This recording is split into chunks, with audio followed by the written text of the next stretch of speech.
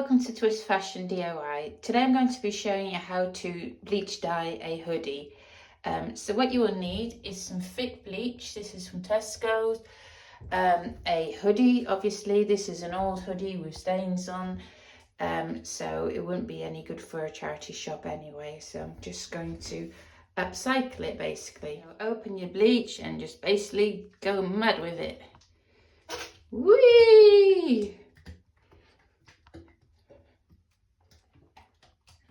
When you're happy with how you've decorated it, leave it to sit for as long as you want. You can see it changing colour already, so the longer you leave it, the sort of brighter it goes. Then you're going to rinse and wash it and dry it, and then you can wear it obviously. Make sure to open a window because it can be quite toxic. I think I'm going to rinse it now because I'm quite happy with where it's dyed, and I don't want it to dye any further, like the middle bits.